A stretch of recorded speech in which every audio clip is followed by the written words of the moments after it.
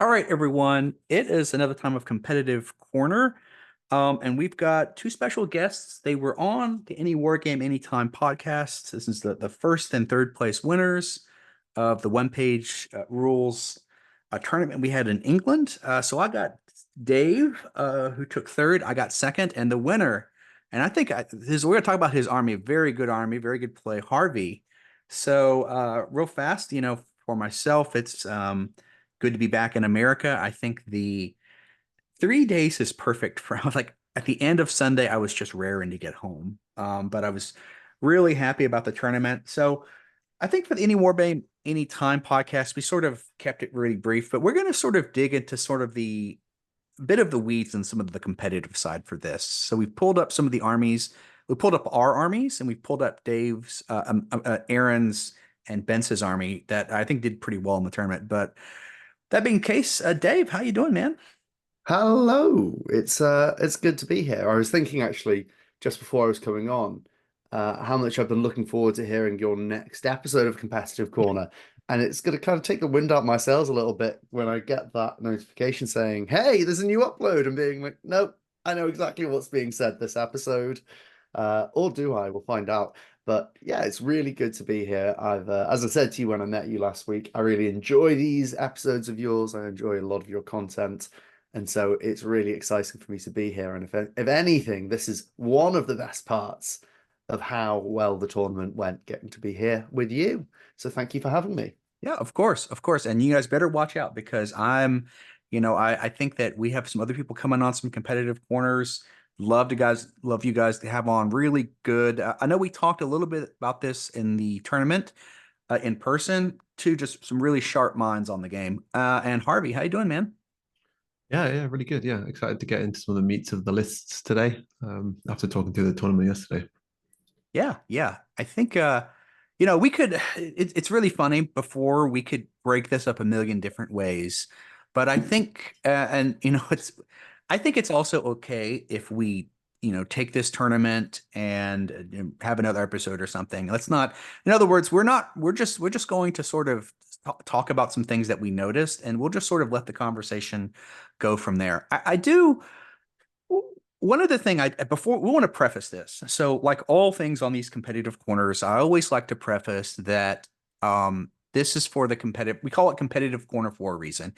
It's for the competitive side of the game. If you're a casual player, as if you just want to be beer and pretzels, that's great. In other words, maybe this content, isn't for you. If we're me, Dave, and Harvey, we're competitive players. We can have fun, but we are going to be sort of digging into some of the weeds on that side of things and just we want to also sort of preface this context that, we're not interested in sort of, talking about the game from just, I think it's a great game, but, we're interested in approaching the game and maybe adding some tweaks and giving our thoughts on it. The other thing I want to talk about, and I'll let Dave and Harvey opine if they agree or disagree, is the importance of analysis of tournaments. It's very easy to think about balance and to think that everyone is perfect, that each of us, and I'm sure each of us have our opinions that, oh, if we, Dave, Harvey, myself, if each of us had our own way, we could make a perfectly balanced game. But the truth is that the way that you really make a game better is by having these post analysis, see what actually did good, right? In other words, we all can math hammer things, but tournaments are a great way to show us what is actually good and what actually isn't good.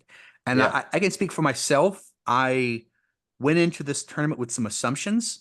Some of those assumptions for myself were validated, but I also think that I took away some things that put me on the radar, especially Harvey's lists.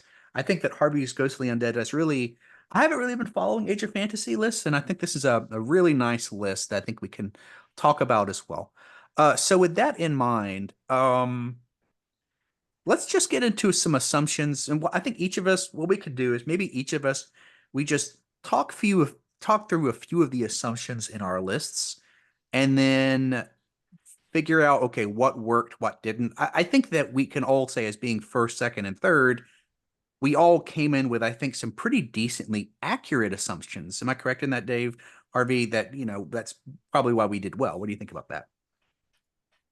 Yeah, I definitely think that I had assumed, at least for this tournament, there'd be a lot more Grimdark feature. And part of the way I angled my list and part of the reason I picked Ghost of Undead was actually for that reason. I think in the end I played 2 and 2 games, so not quite as much as I thought. And I think overall in the tournament it was a pretty even split between Grimdark feature and fantasy. So I think at least I asked one of the organizers, Andy, afterwards, and he estimated about 60% fantasy actually. Mhm. yeah. Yeah, So yeah. It's definitely something that I primarily play Grimdark Future. I think that we do have to caveat, like I said, Grimdark Future or Age of Fantasy traditionally have been separate games, and I think we can talk about why Harvey's list was such a great list to pick because if I would guess, Harvey, you probably expected more Grimdark Future, expected some of that. I think maybe an AP4 meta. If I would predict something, Hmm. Harvey, and then sort of maybe a counter to that. So I mean, that's what I did. I brought a heavy AP list. Let's just start out, I think, by going through Dave's list first, because I think Dave, correct me if I'm wrong. So, and I know it's out of order, it doesn't really matter. I think that Dave's list is so good because I feel Dave's, this is sort of to me the meta list in Hmm. one page rules, especially for Grimdark Future, where you've first of all, do you agree with that or disagree with that? I'll let you kind of I don't disagree because the real angle shots of this list are in the Alien Hives bucket. Mhm. Um, this list actually ended up being created uh, so a bit of background for the listeners who maybe haven't listened to the Any Wargame Anytime podcast. If you haven't, go listen to it. It was great. But if you haven't, by way of background, me and Harvey have known each other 20 plus years or something, like a long time. it's true. Um, it's been a while. And we were playtesting, getting ready for this event. And my original list, because I hadn't given it enough thought, we've been focusing on a skirmish event for the week beforehand. My original list was custodians. It was 2 blocks with shields and a leader, and then 3 destroyers in some shape or form coming into ambush and be my objective contesters. And we were playing it, and it sucked. 3 ambushes just felt really bad. I'd much rather have been on the board. So we started to tweak and we started to play. And yeah, I wanted to have the Custodian Brothers. But then I was looking at the other models effectively just than I have because with Warhammer 40k 10th edition, I did the thing where we got 2 sets of the Tyranids. And so that transitions nicely into Alien Hives. I had a winged, what is 40k Hive Tyrant, a Hive Lord here. And so it was a case of just going, what can I actually put on a board? Um, and then I was going through it and going, you know what? We like A, B, C, and D. How do we fit things in around it? And so to talk you through the thought process, I wanted the brothers because I like my custodian minis. I wanted a sister because I like my custodian minis.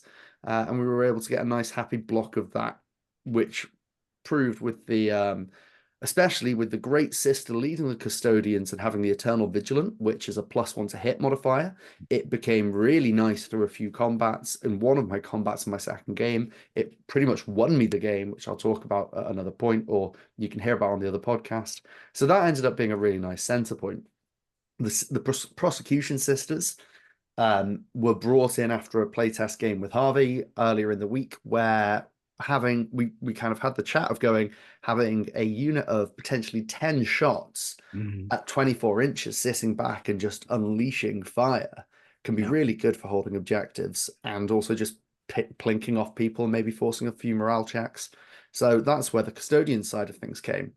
Uh, the alien hives is kind of give you my thinking on this one. The hive swarms in all of our prep, swarms with ambush Oh, are super good. ridiculous. Super good. Super good. Yeah. Any swarms at Fearless. all. Fearless too on those Any swarms. guys. I mean, there's Yeah. 60 points. I mean, house ones are ridiculous. I mean, they're another the thing. I mean, they're super powerful. I mean, they are so efficient for what they do Yeah. that, oh yeah, I And completely we have skipped ahead on something we want to chat about. agree. Hmm. So for the listeners who don't know, the tournament was 1,500 points, either Grimdark Future or Age of Fantasy, but with the Grimdark Future restrictions on lists. So it was 7 units maximum, 2 copies of any one unit, 3 heroes. And it was 5 objectives in every single game player placed. So we came with that attitude of knowing that it's going to be 5 objectives and it's going to be a heavy objective game, right? Because this is the competitive side. We're not just looking to mash our friends off the board. We're looking to actually take the most objectives at the end. Swarms are egregiously costed.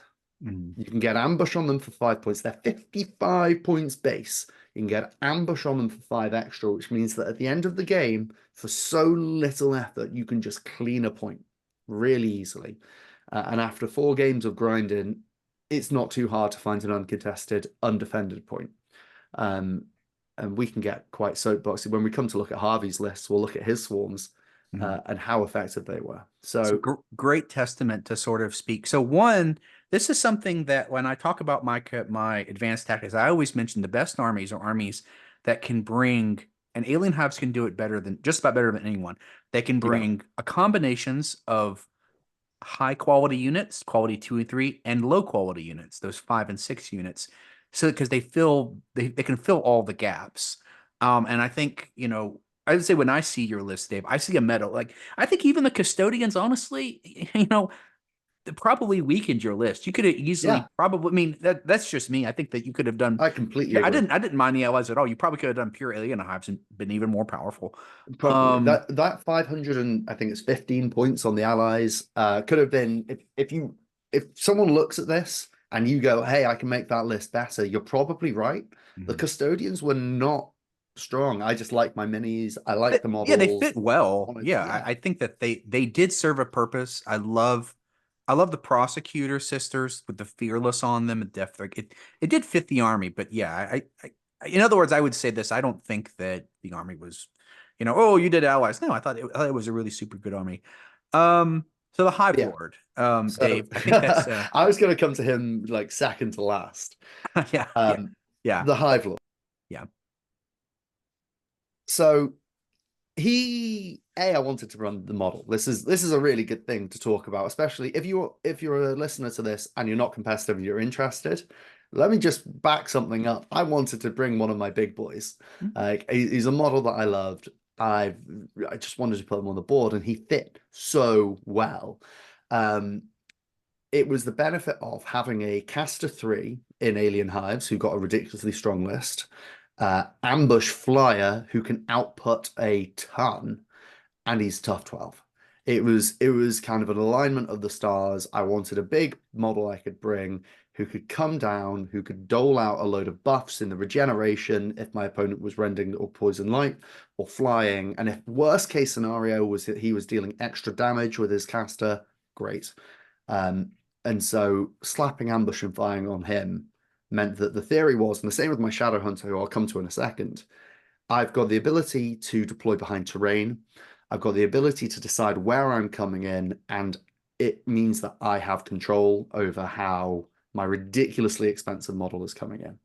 So the Hive Lord was something I was so excited to put down, and I can't say he performed perfectly every time, but what he ended up being was a really good damage soak.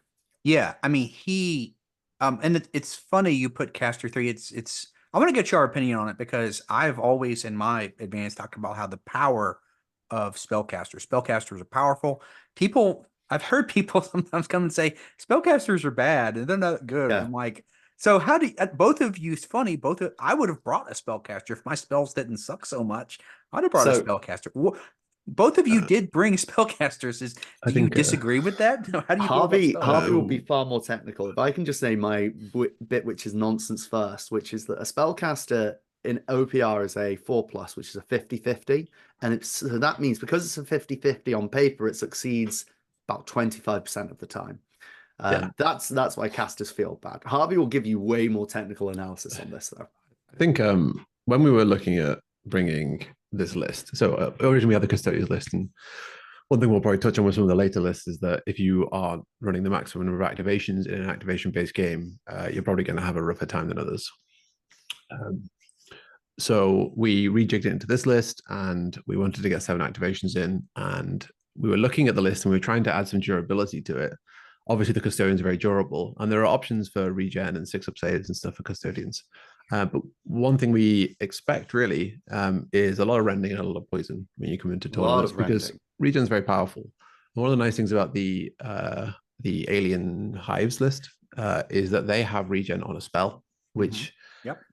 is extremely flexible when you come to bring it into a list, because it basically means at any given game you can shift into a slightly more durable playstyle by throwing out regen that way, but you've not actually invested basically any points into that playstyle, and it can very quickly shift into an aggressive thing with your other spell casts.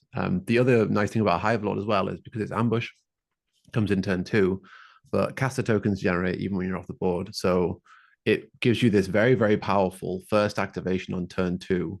And because you've got normally more ambush than your opponent, you're going to have the first activation. You're going to go in, you're going to wipe out one of their units, you're going to unleash 6 tokens worth of spells. And sure, half them might not go off, but just the kind of power of that initial activation is often going to put your opponent into a position where they're then picking from a bunch of bad options back. And it's really for you to then kind of not lose the game from that point. You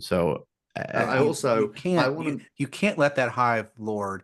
That's what made him so great. You can't let him survive to turn 2. He can't survive to turn 3. I want to make Harvey say something that I'm not going to say it because it's Harvey's point, and we've discussed this a lot. But Dan, you've already hit into it, saying you can't let him survive. Harvey made this really good point when we were in testing the week before of talking about what something actually is likely to do and the potential of something doing being scarier. Yeah, and it's a really good analysis of human psychology. I mean, in these kind of games, your units are actually as effective as their highest potential, because when you're planning and strategizing against someone's opponent, you have to assume that things are going to go poorly for you. And spellcasting falls into that category as well, right? The Hive Lords look extremely terrifying on paper because you look through their spell list and you go like 3 hits with AP4. Okay, that's going to kill. And it targets a model. Okay, that's going to kill this guy. They're going to get regen off. All this stuff's going to happen. He's going to cast flying over there. And it just opens up you have lots of options, but your opponent also has loads and loads of corners to cover with this stuff. Yeah. So let's move on the Hive Lord. Again, I think everyone, we could talk about it, but at the same time, I think that the Hive Lord it's the boogeyman right now in the OPR meta. I think that it's the standard of, I know for myself, I built my army to deal with one model, and I knew I was going to face a Hive Lord. And I was like, I have to build an army to deal with a Hive Lord. Yeah. Well, assault grunts. To add why it's ridiculous, and we've kind of touched on this a little bit, is that flying aspect, because we've played primarily a lot of skirmish, where you can get boogeymen heroes that come in that are really, really terrifying, can output a lot. They suck if they don't have a way of ignoring terrain, and the Hive Lord having flying so easily is just one of the things that makes it incredible. So yeah, completely agree with you. It being a boogeyman, it was. Everyone who I went against went, that thing needs to die, and it soaked more than its points cost. So yeah, Hive Lord, great. Recommend it because it's scary. Yeah. If I can, I know you were going to say the assault grunts. You just go forward. Yeah, I'm sorry. Go ahead. To do the assault grunts an absolute disservice. They were jammed in there because I had 130 points free. I didn't want to give them no retreat. I didn't even want to bring them. Harvey persuaded me to, and they overperformed. They've got a 5-up quality, and they hit way more than 50% of the time. They clapped. Assault grunts were so good, and it's that fast strider thing again. We'll likely touch on it later as well, but no retreat, undead, all that kind of stuff all bundled together is a very, very powerful tool for anyone looking to strategize mid-game and make reliable, consistent decisions about their game plan. But we'll cover that when we get to my list, because that's basically the whole list. I mean, you really couldn't. I mean, I know that people were complaining. I think it was a good call to nerf the no retreats and the Grims. Too powerful. It's just too powerful. It's too powerful. And I think it was a good call. I know that people are, and I can get it, but that ability was way too good. Okay. Hive Swarm, Shadow Hunter, I think is super solid. I think that he's go ahead. Yeah. Sorry. And the spores. I mean, the spores. I talked about this. Well, spores. that again, what you have such good objective control because you've got Salt Grunch, which don't get wavered. You've got a lot of Fearless in your army. You've got a Hive Swarm, which is Fearless. And then you got these Spores, which automatically pass all morales because of Explode. I So love just that. they're cheap units, but they're cheap units. And this is what lost me the game against you.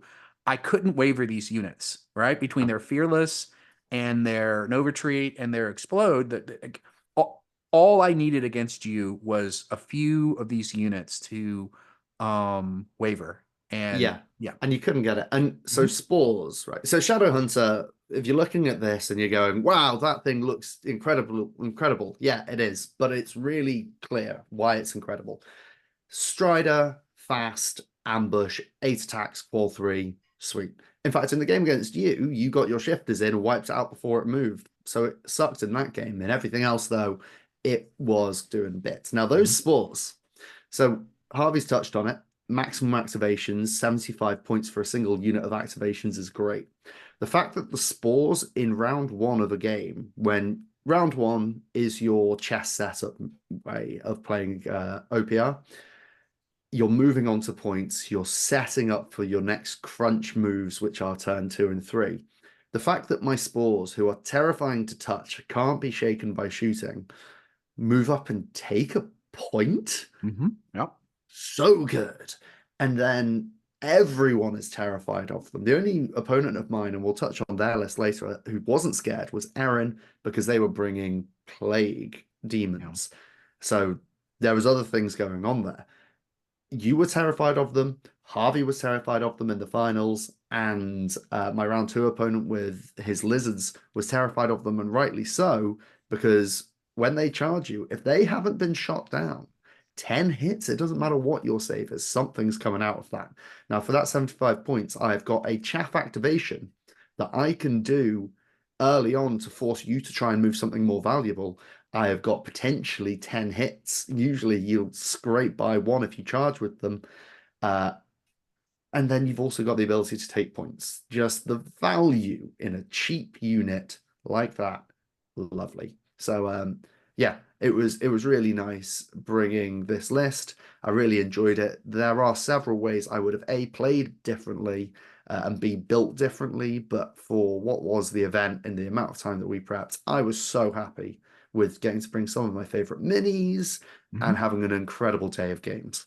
Yeah, I think that any person who wants to go competitive OPR would look at this list, and you can do it in different armies, but a good combination of hard hitting impact, but also tough to kill objective controls Yeah. that just make it very difficult. Again, this list, big thing, and we'll get into Harvey's list. It mitigates. This list has so much mitigation of wavering, right? And it shows you why things like undead or wavering is so powerful in the game, and to have a list that can mitigate it. Oh, Um, also, Yeah. so we touched on it in the Any War Games Any Time podcast. At this level, at 1500 points, the game is so chess-like. Your movement really matters, and this list moves so nicely. So much strider and flying, the fast, the ability to be obnoxious with your custodians who can just sit in the center of a board and threaten charges. You have a lot going on here in either ignoring your opponent, telling them to come to you, or just playing a beautiful objective game. Yeah, that's kind of it. And yeah, by all means, anyone who looks at this with a competitive hat, make it better because it can be made much better. But just movement is so important. yeah. Another thing Yeah, you'll find with alien hives, I think especially have this about them, but often you'll look at their units and they don't have any wasted points, right? Mhm. When we were looking at the destroyer, Dave's originally was bringing a master destroyer where the hive lord basically ended up. And if you compare those stat blocks, obviously the hive lord's a lot more expensive eventually, but every single trait that the hive lord has is bolstering its strategy. Like everything it's trying to do is made better by the abilities it's got, and it has no wasted abilities. And what you'll find often with some of the points with some of the models in other armies is that you'll look at them and you'll go like, well, actually, I don't want some of this stuff. Mhm. And anytime a OPR tournament lets you bring multiple lists, you're going to find that lists will start look more and more like this, very, very specialized, very, very. There's no wasted abilities or anything like that. Even the prosecution sisters, like look at them, they're fearless, so they don't budge. They're decent quality, and they've got relentless, right? 24 inches, right? Mhm. You're not going to find a much better 24-inch shooter that just stands at the back of the map and just shoots things than that, right? And it's the same with most alien hive lists as well. Like everything's got very, very particular roles, and they have just the right combination of abilities to reinforce that.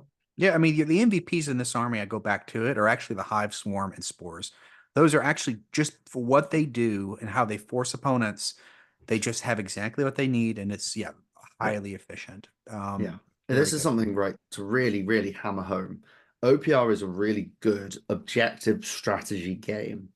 It's, yeah, you've got this lovely filler of shooting and attacking and charging and having a great grindy tabletop game. But when you get to that round 3, round 4, and you're looking at, okay, now I want to think about how to win, you are not always looking at, you can't rely on killing. You got to rely on what is on the board and what your objectives are, and they do it. It's great. I enjoyed them. My cheapest units were some of my most effective, and it was fab. Yeah, I agree. So let's look at my, so this is my list. And so my list did well specifically because I knew that I was going to be seeing some of Dave's lists. And this is the other way you can do it. Now, I played High Elf Fleets because I just want to. I think that if I really wanted, I could, if I think if I could have brought a Sisters army, Sisters could have done my army better, which is basically a lot of AP4, especially a 6-man unit of Scorchers with those fusion rifles. I think those are my pocket pick. That ability to just dump a lot of AP4 into these units. I know I'm facing these Hive Lords. I know I think that's the case. The one again, I didn't want to make it super competitive. If I wanted to be competitive, I would have removed those protectors and I would have like allied in some rat swarms or something like that. That's just, that's just where I came down on. I was fine where I had an Elven Noble who's just running a regen that I have with the Retributors. I'm sorry, with the Revenants or the Banshees. And then I have a 5-man unit of Protectors. I think that if I really wanted to make this competitive, I would have brought, allied in rats and brought in some rat swarms.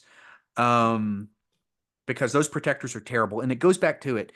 Chaff is so important in this game. And one of the things that I go back and say that if you don't have good chaff in this game, you're just at a severe disadvantage. Look at some of Dave's chaff, and we'll get into Harvey's chaff compared to these 115-point protectors.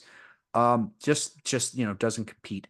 And the Revenants, so those are my Banshees. I'm paying the pistol tax on them, but I need, just like you, Fast and Strider are an incredibly good combination in this game. So good. Yeah, I needed something.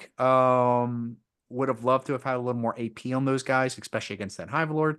Um, yeah, and then the Retributors, they're sort of the main squad. They can do a little bit of everything.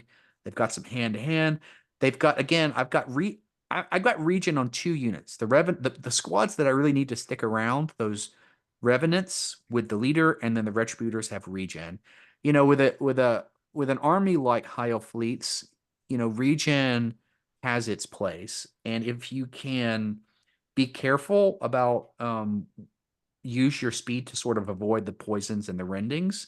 You can sort of. I knew that I was going to be facing some AP4, and so having that region there was going to help against that. And then the shifters. I mean, the shifters again, AP4 on these These guys, guys, don't do them very a good. disservice. Yeah, I think if I wanted to be a little more cheesy, if I really wanted to, I'd brought a 10-man, and then just you bring your Hive Lord in. I'd just bring 20 AP4 shifter shots and just murder him. Yeah. Although that Hive Lord probably would have survived. I mean, it's the Hive Lord with tough 12. He's actually it's that Hive Lord is very difficult to one shot, He's very but difficult to one shot. one Well, I shot, mean, yeah. you're saying about bringing 10, like 2 5s is also great. I would have preferred. Yeah, I mean, I think two fives. The thing is that you need they're so expensive. You need other units to sort of. Yeah, maybe so. I They don't do, know. but so Yeah, to give credit where it's due, you shifted haha, your use of your shifters as our game went on because you had two yeah, turns of them absolutely tearing holes. And then as the game kept going, you then went, okay, these things have teleport. I'm going to teleport them 6 inches and then bounce them 12 with a long range dash. Or you had 18-inch of very effective movement, which you could then lay down into some objective play. Like those Yeah. shifters, your shifters and your revenants are the units that I look back on our game and I think, man, they traumatized me. Yeah, yeah. And then the Scorchers, I think the Scorchers did me well. My biggest mistake against Dave, I think, was letting my Scorchers get shot. I really should have protected them more. I had those Scorchers there for a Hive Lord that was going to pop in, and I was going to walk up and shoot him with 6 fusions. This is a thing, by the way. Running combined squads of fusion rifles is definitely a thing in this meta. I think if you did something like Sisters and you count on that highly devout with their support sisters, I've done this when I played Sisters in my tabletop simulator games. You just blow things away. I think you're going to pull out about 5 AP4 deadly shots on something. So this is, I would say this. This is the other way you can play and do good in the current OPR meta, which is to understand what an army like Dave's is, which is the standard, and to sort of bring a counter for it. Bring those 6-man units of fusion rifles. Definitely stack in some AP4, put in some rending. I was Like I going to said, I comment. definitely would have added some chaff. I think if I wanted to make this really competitive, I would have dropped the protectors, brought in three-man units of rat swarms, or just something like that. Yeah, yeah. I So think if you look so far at just Dave's list and your list, there is one keyword in common between the two of them, and it's rending, right? mhm. You have so much running all over your list, right? Basically, every single column in there has the word rending in it, and the same was the case for Dave's list. And when we get to mine, you'll see a similar trend, right? Mhm. Rending is extremely cost effective for what it does. It can blow units out of the water as any no right to. It deals with regen, which is obviously very powerful.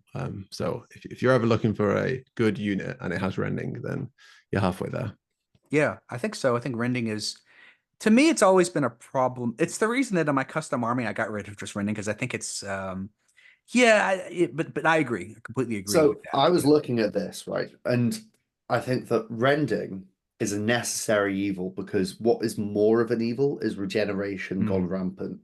And it's rending and poison. Rending more than poison is, I think, going to be and should be prevalent as long as regeneration is so commonly available.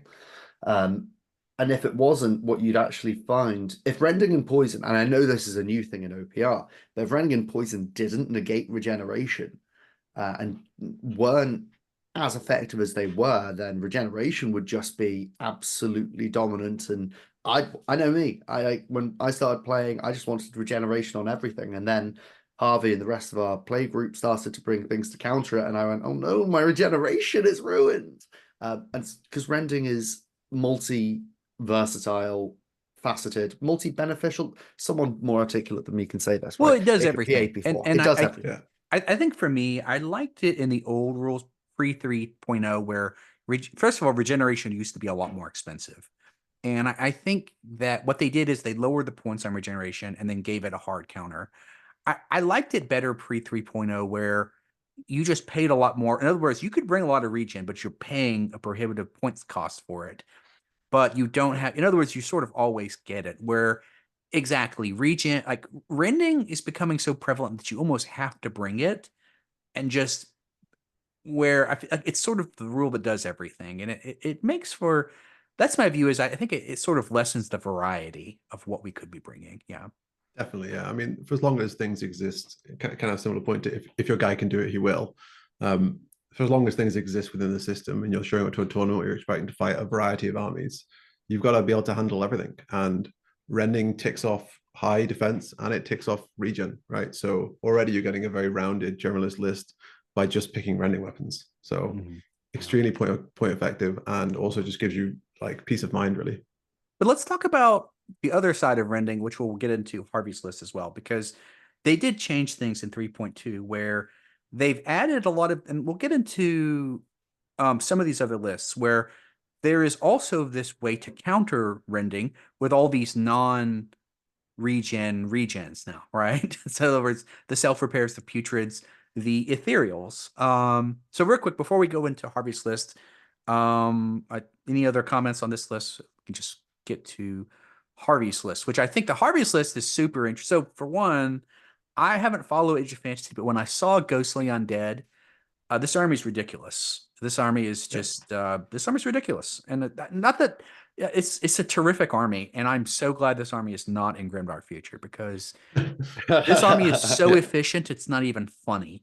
I mean, Um, yeah. everything I'll with yeah. Go ahead. Before you get I'll into talk the through meat the and thought bones, process I was going to of say, do you want to say first of all why you were keen on fantasy? I was keen on fantasy. Well, so actually, well, yeah. The reason I picked fantasy for this tournament was because I thought there would be no fantasy. And I thought if I'm going to win it, it would be great if there was like 15 Grimdark Future armies and one fantasy and fantasy won out, right? That was the reason, right? I'm rallying behind a cause.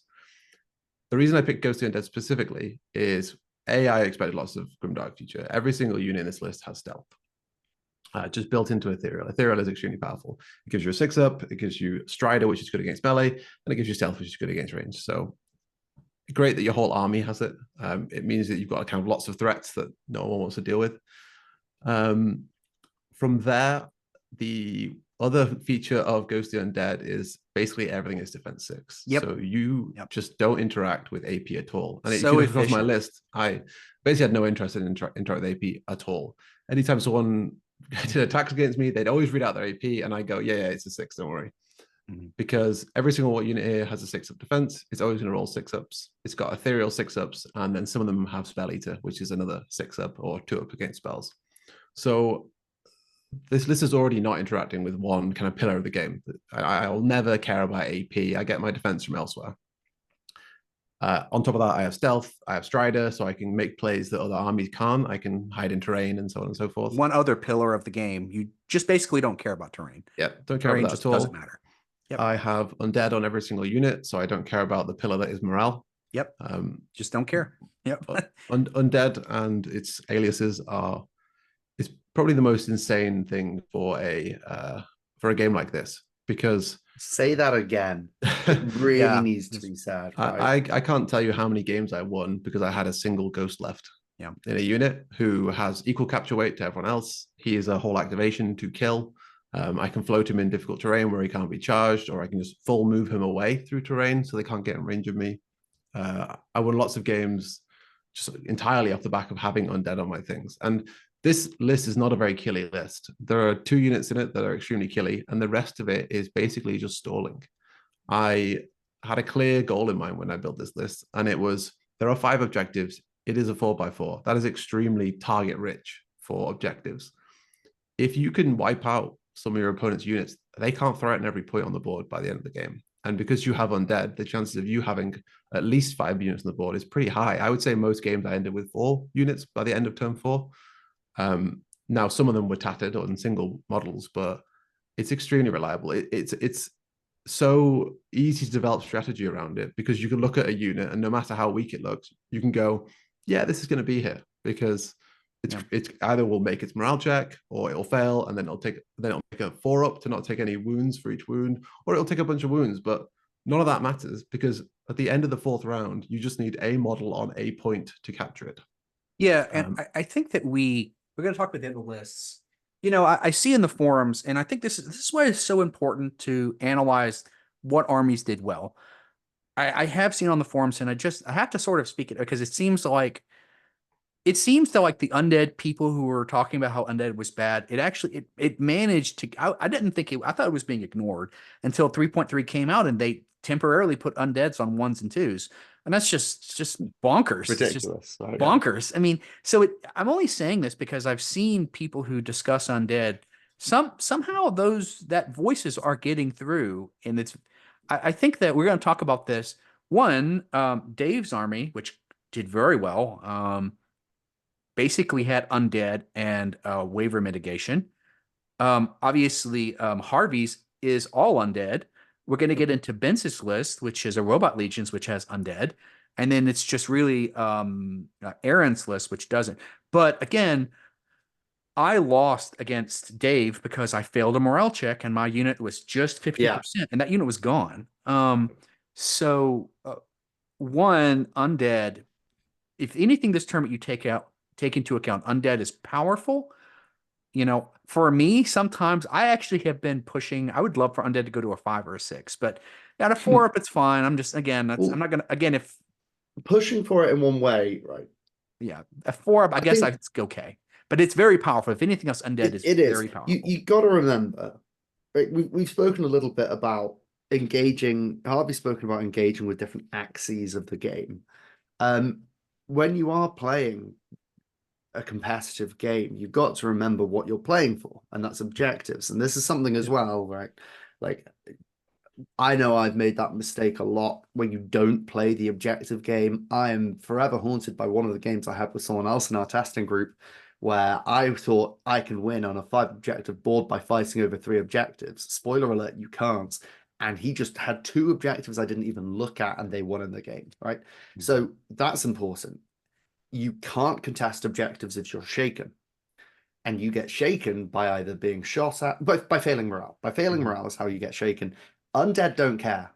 Undead don't care if you're shaken. Undead don't care about that and can always take objectives, which is why Undead is incredible before you even look at the death resistance that comes with it.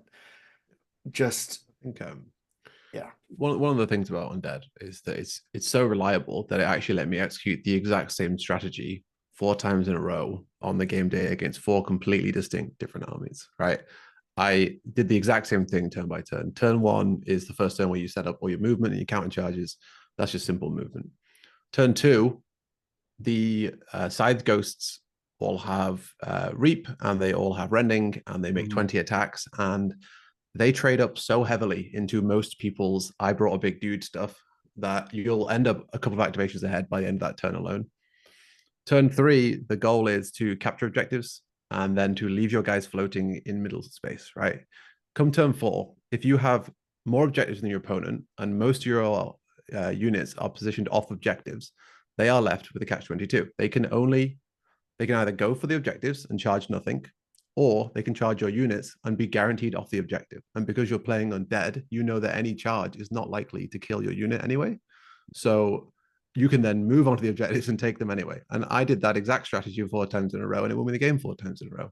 Yeah. Um, Let's talk about the other thing because I think I go back to it.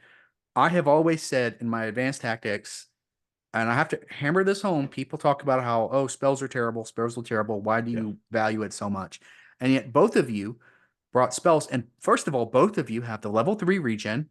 We already talked about why that's a great option for Dave. In other words, a lot of Harvey's army are getting 3 6-ups. They can get a 4th 6-up with their regen, which is yep, just, I think it's a 4. Yeah, some of these, the side scopes get Spell Eater and Ethereal, and you can put regen. That's 4 6-ups. Yeah. I don't yeah, care. yeah. And I then, think well, 5 up too with regen. I'm sorry. But the other thing that you're bringing, Harvey, is this incredible level 2, +2 to hit on 2. That's on those yeah, scythe ghosts. I mean, that's just bonkers. And I you gotta say, know, the yeah. first time Harvey rolled this out against me in our mhm, play testing, I was cacking it, which for the non-British speakers means pooping myself.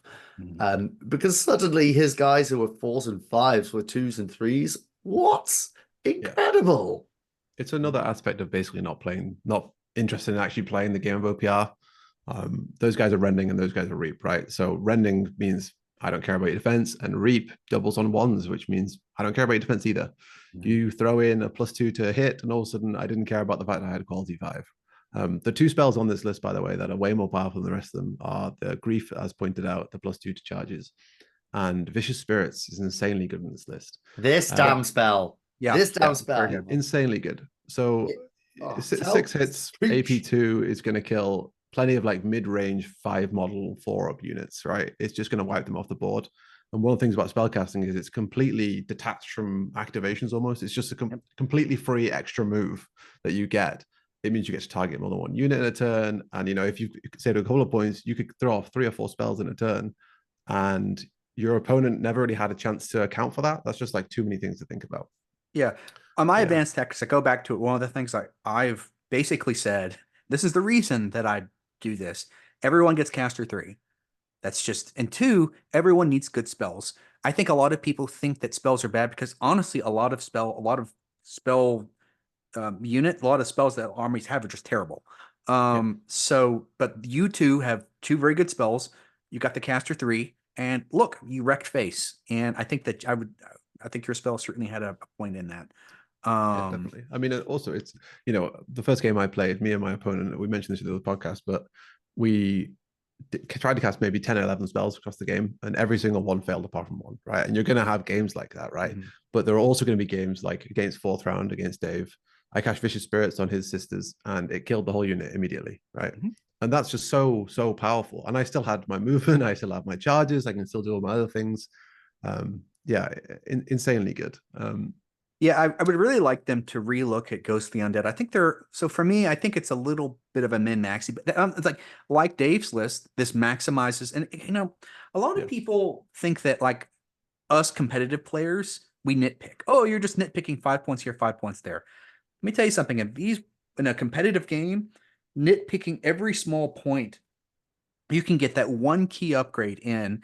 And when you have an army like Ghostly Undead, which first of all, any weapon that you have that has AP1 on it is automatically 40% more expensive. Just AP1 Yeah. is a 40%, and I think it goes up to 80% at AP2, up to 2 or 3. In other words, ignoring AP is such a drain. I mean, it's basically people fighting you, Harvey, are down about 200 or 300 points Yeah, just from easily. their AP. Yeah.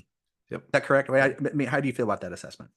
I mean, I think you're basically bob on, right? Like this list, and when I was building this list, I wanted to bring a Ghost Undead list because I thought I'd be facing a lot of shooting, and that's kind of as much thought I put into it. The first night I played testing against Dave and he brought his custodians, and I ran this list, I was like, this is way more powerful than I thought it was. Yeah, like if you ignore AP entirely, I'm easily a couple of 100 points up, and those couple of 100 points are filled by stuff like Ghost Swarms, which that very idea lets me play very specifically with them, right? So in my games, I have 5 units. Well, sorry, I have 6 units on the board to start, and my race come in ambush. Basically, every single time my race came in ambush, they came in basically in the middle of my lines. They were like only there in case I wanted to make a double move, which is not something we're picking out about now. But and every game, Ghost Swarms basically just sat at the back of the board. They were just there biding their time, knowing that 9 wounds is a lot of wounds to deal in 2 activations. And they're low priority to kill. They're extremely durable because they've got 6 up into 6 up, which isn't as good as some of the things in the list, but they've got the 4 up for their morale. They can clear out chaff because they've just got 9 attacks. They've got undead, as mentioned before. They've got ethereal.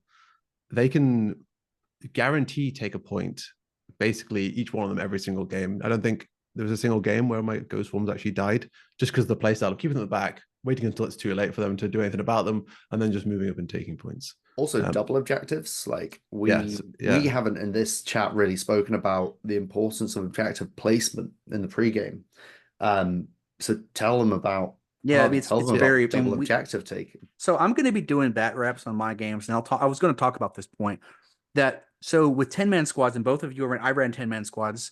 I won a game because I had one Dire Avenger squad left that grabbed 3 objectives. Because if you place them, so objective strategy, if you are going after certain objectives, you place those close, and all you need is one squad who in one turn can grab 3 objectives because of the way it's spacing the 9-inch. So I'll try to get into that more in detail with the again this as I think Dave and Harvey and myself we could talk for hours about this.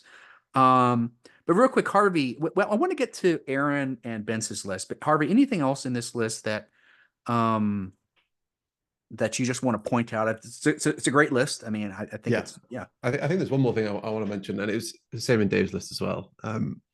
I think if you have a list like this, which is basically all melee, the effect of having a single range unit is extremely powerful because one thing I haven't mentioned about this is there are games where the Scythe Ghost units would just be covering zones, right? They would just sit back, and if you moved into that zone by charging units in front of it or whatever it might be, them on the counter charge is amazing, right? So if you've got an all melee army, you're threatening a large portion of the board with charge. And if you have just a single ranged unit, that ranged unit is extremely hard to go for, right? If someone charges into your backline and go for your 5 banshees, you don't really care that much because the counter charge you're going to get, it's going to get all the value back. And they are 2 attacks, AP1, quality 3, and they just linger at the back and they just do constant damage throughout. And I think if you are running an all melee list, you definitely should swap out one of your units for one range unit because 1 or 2. Yep. The weakness of having lots of ranged is apparent, but there is no weakness having a single range unit. If someone charges a single range unit, then it's not like your strategy is falling apart. But the utility gained by just having that range unit is immense, really. So Yeah. No, it's great. It's a great list. I want to get into two lists. So one, we're going to talk about Erin's list. So they, they went 2-2, but to be frank, I played Erin my last game, and it really they could have just as easily won the game. They Same could in have my just game. as easily been in second place or been 3-1. And I Yeah, think they only went 2-2. There was just basically it was just power matchups because I think that they went against one of you as well, right? me. Yeah, my round 3 was Erin. Yeah. yeah. So let's go.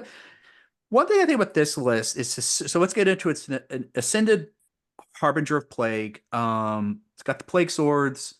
So just a good teleporting tough 12. So sort of like your Hive Lord, just a really good. And I love that, like, some of these armies, by the way, this is the reason that I always like higher points. Some armies just arbitrarily get these really great guys in that 500 point range, right? And Mm, it's a big deal.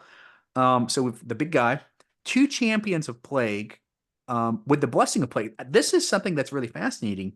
Regen, and then put both of those champions on two of those plague swarms.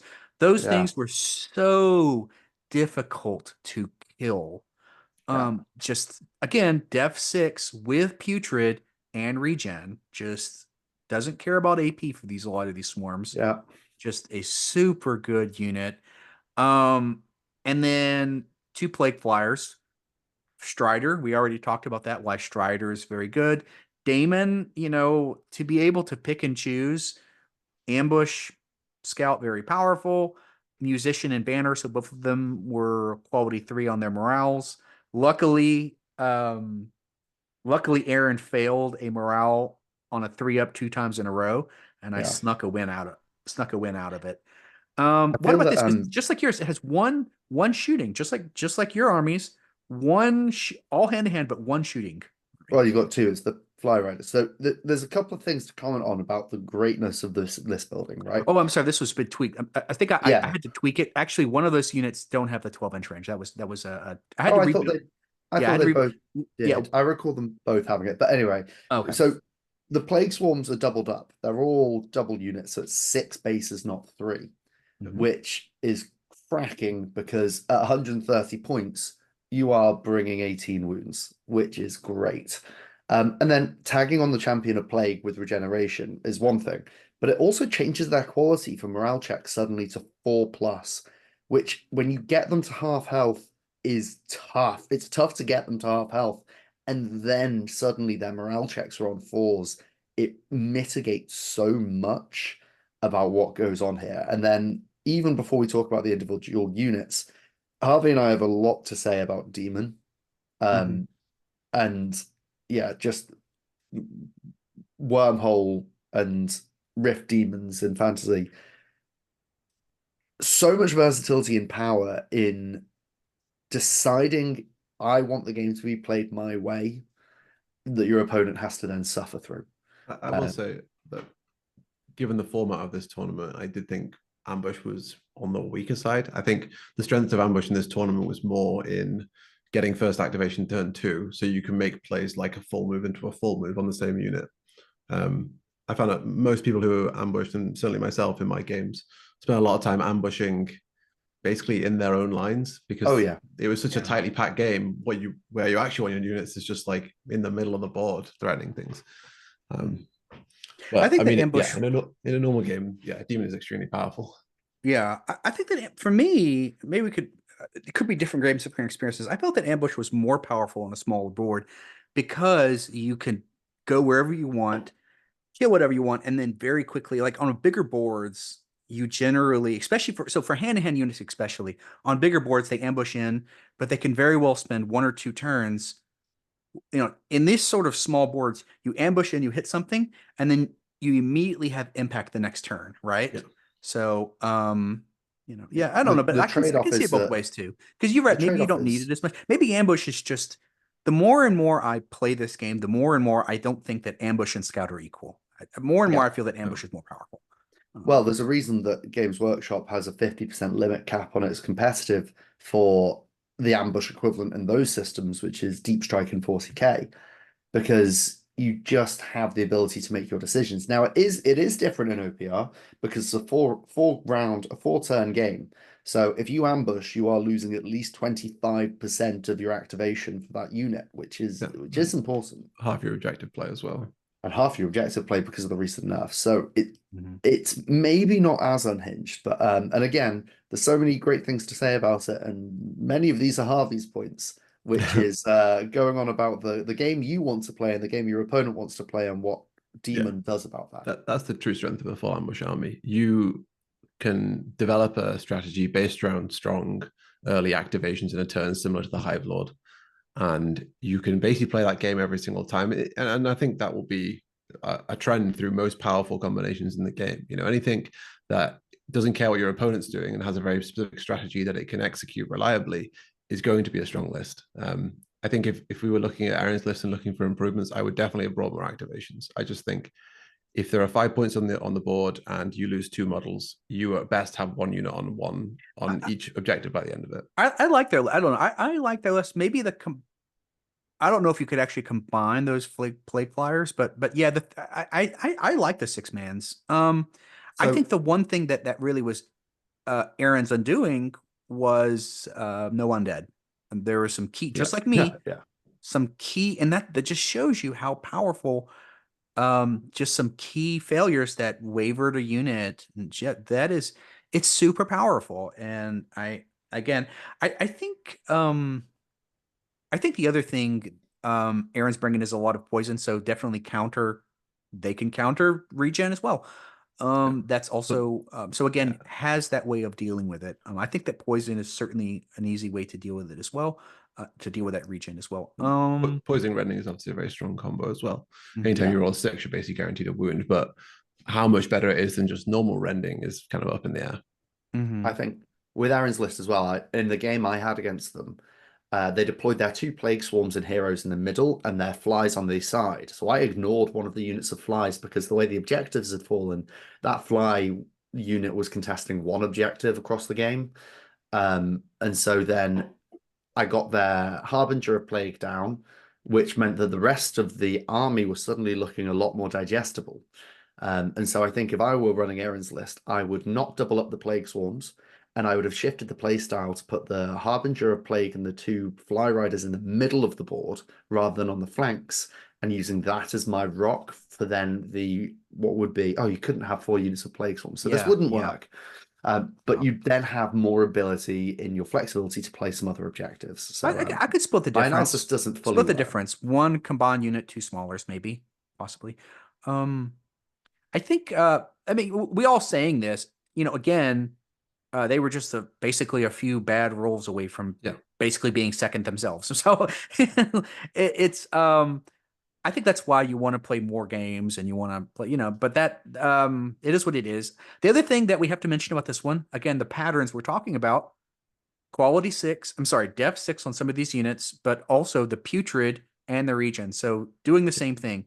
They've got that armor save that's always at least going to be a 6 up. They've got the putrid, a 6 up there, and then the regen as well. So again, doing more of the ignoring of the AP game as well on some of the units. Now, some of the units, def 3, and this is a nice spread, but it is showing you as well that a way to kind of counter that high AP game.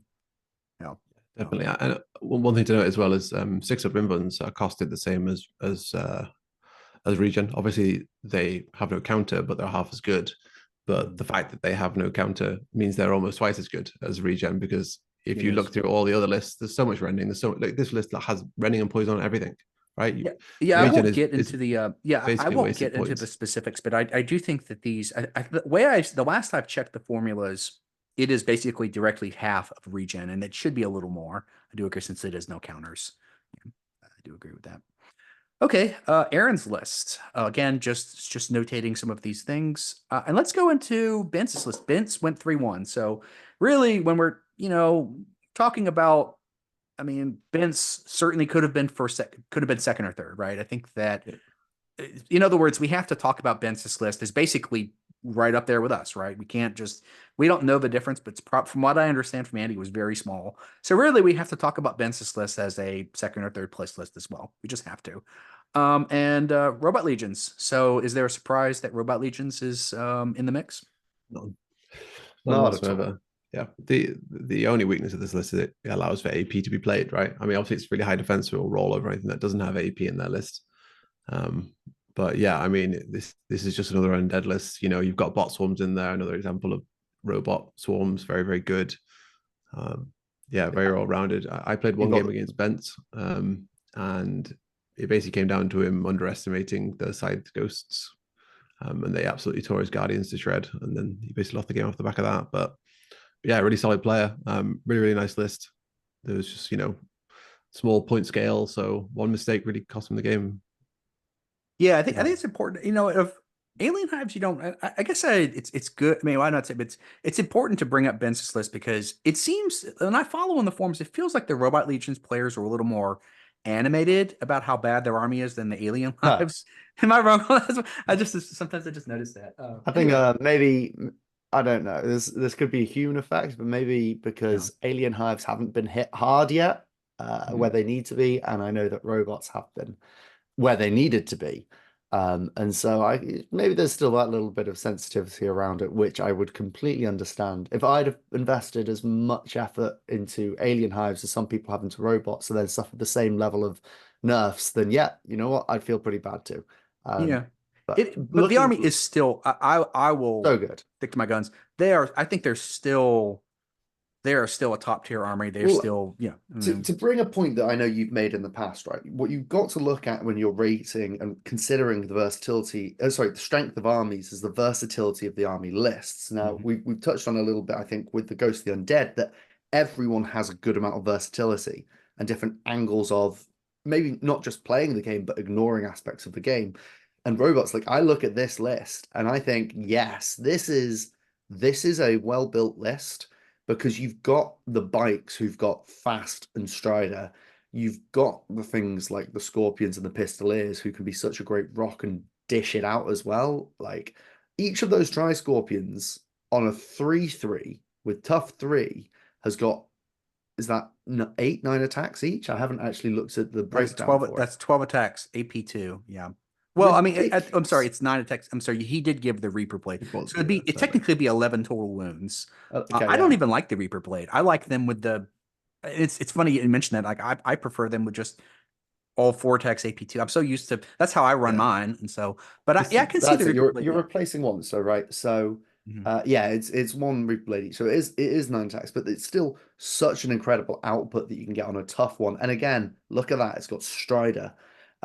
And you're looking at these ones, you may have slow on some of them, except he had Swift somewhere in the list. I thought I just saw. I've lost it now. You've got ways of playing your objective game. You've got ways of dishing out good output. What's he got in the top middle there? Swarms, which we've seen in every list except for yours, Dan. Yeah. Like there's quality 6. All of these lists over in mine have quality 6 swarms.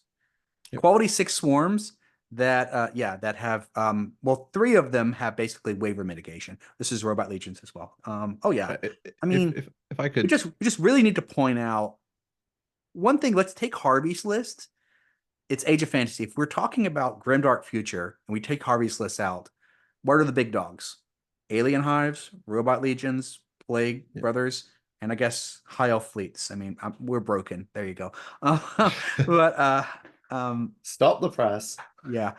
But one of the things as well, this army, this Undead, but also the 6-up regen. We talked about these armies. There is some patterns here. This army has a 6-up basically regen that doesn't matter as well.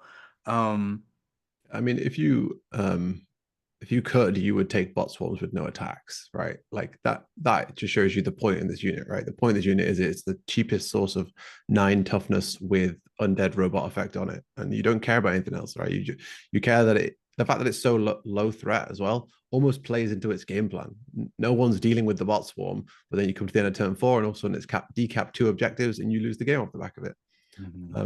And you can't, you have to ignore them because you're going to get torn apart by Tri-Scorpions or whatever in this list.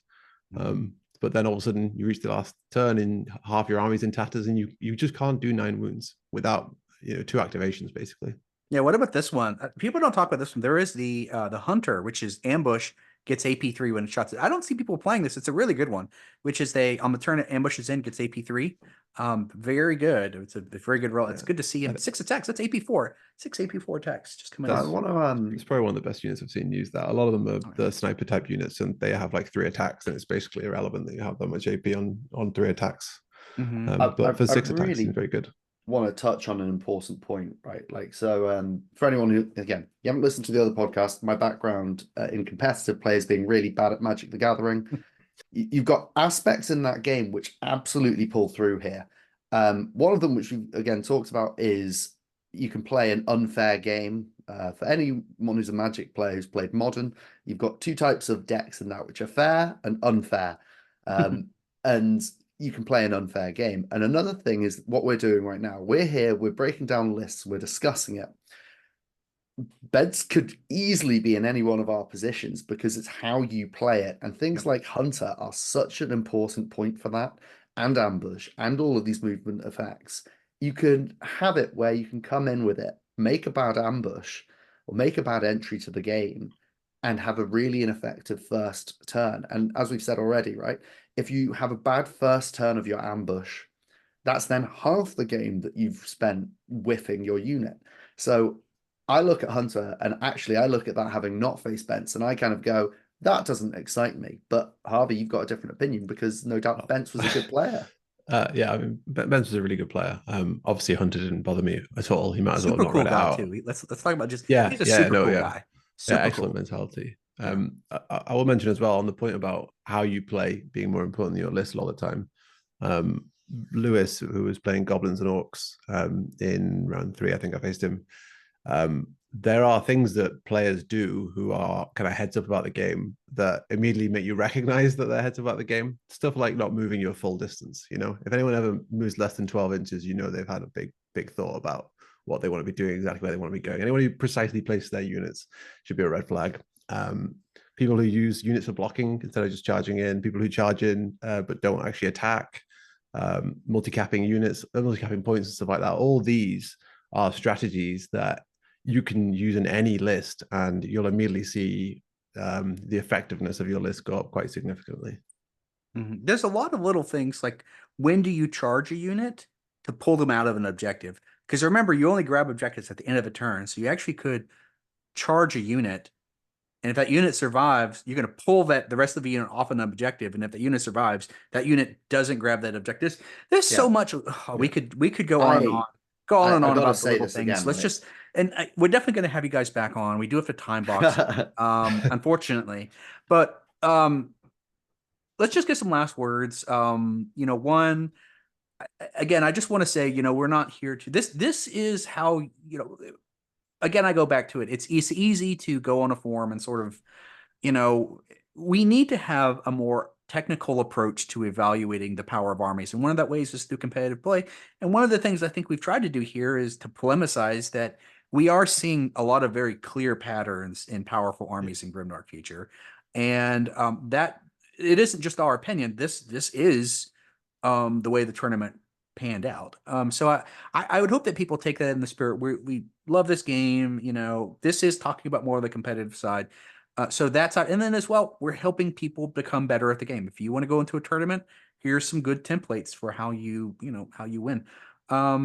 Dave, any last thoughts? Yeah. So this is kind of a forum for people who want to get into competitive and think a bit more about the game, right? And step one is really, I don't mean this to sound insulting, it is thinking about the game. It's thinking about it's looking at it like chess. Good players in chess aren't playing their move when it comes to their turn. They're thinking turns in advance. OPR, say it's this format, right? You've got 7 units on each side and 4 turns. There is a finite number of moves, and I'm not asking you to calculate whatever that number is. Someone smarter than me can tell you how many moves there are, but B, every single thing your opponent can do. But think ahead. Think what you're doing. Think about how terrain is in your favor, and think about what you're doing at the end of your turn that can set up next turn. Think about how you're contesting your objectives. It is, I know that people can comment on the game developer Tano's opinion of balance in the game. It is all derived from a calculation, and that does give you a certain central pillar of comparable balance. So you can have that aspect. This isn't Games Workshop finger in the air. This is some calculation, right? And that gives you, the player, so much power to think about how you can make your game good.